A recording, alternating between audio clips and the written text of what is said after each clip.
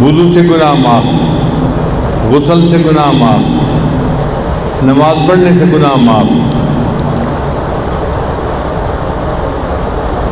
جمعہ کی نماز پڑھنے سے گناہ معاف، عید کی نماز پڑھنے سے گناہ معاف۔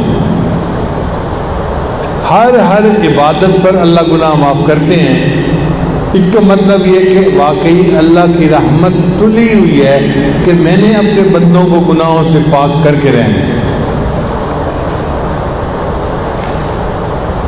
پھر ایک بندہ اگر مسجد کی طرف نہیں آتا، نماز روزے کا مزاج ہی نہیں ہے، اس کے لیے بھی اللہ نے آسانیاں کر دی۔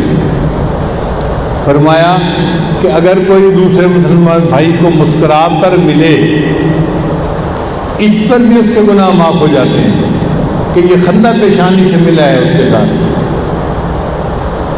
اب ایک دوست دوسرے دوست کو مسکرا کے تو ملتا ہی ہے نا، اس میں بھی گناہ معاف۔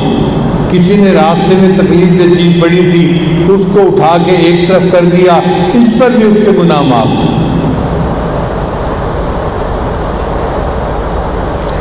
اگر کوئی بندہ جانور کے ساتھ حسن سلوک کرتا ہے تو اس پر بھی گناہ معاف۔ جانوروں کے ساتھ بھلائی کرنے پر بھی گناہ معاف ہوتے ہیں۔ بخاری شریف کی روایت ہے، بنی اسرائیل کی ایک عورت تھی جو بدکار تھی، تو وہ جا رہی تھی، اس نے کتے کو دیکھا جو پیاس سے اپنی زبان نکالے لمبی لمبی سانس لے رہا تھا۔ اس نے محسوس کر لیا کہ کتا پیاس ہے۔ ایک کنواں قریب تھا، اس نے اپنے جوتے کو رسی باندھی اور کنویں کے اندر سے بند جوتے میں پانی نکالا اور کتے کو پلایا۔ کتے نے پانی پیا تو اس کے منہ سے خوشی کی آواز نکلی۔ حدیث پاک میں آتا ہے کتے کی خوشی پر اللہ نے اس عورت کے سب گناہوں کو معاف کر دیا۔ اتنے بڑے بڑے گناہ اور کتے کو پانی پلانے پہ معاف۔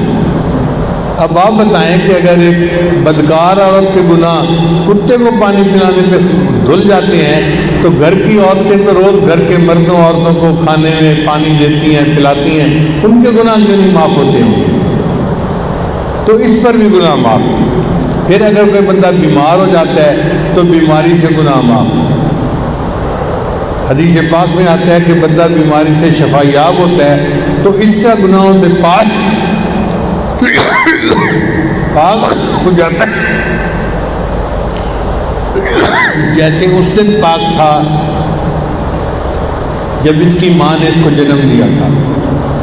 یعنی جیسے پیدائش کے دن یہ گناہوں سے پاک تھا، یہ بیماری سے شفا یاب ہوتا ہے تو اس طرح پاک ہو کے اٹھتا ہے۔ پھر کوئی پریشانی دنیا میں آئے اس سے گناہ معاف۔ حتیٰ کہ ایک بندے کو چوٹ لگے اس سے گناہ معاف۔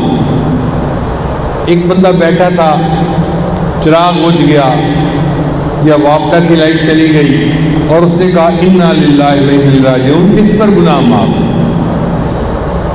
ایک بندے کی 2 جیبیں تھیں، اس نے گاڑی کی چابی ایک جیب میں ڈالی، پھر بھول گیا، جب نکالنے کا وقت آیا تو اس نے دوسری جیب میں ہاتھ ڈالا تو دوسری جیب خالی تھی۔ اب دوسری جیب خالی تھی تو اس کو ایک مینٹل شاک ہوا۔ وہ کہنے لگا او میری چابی۔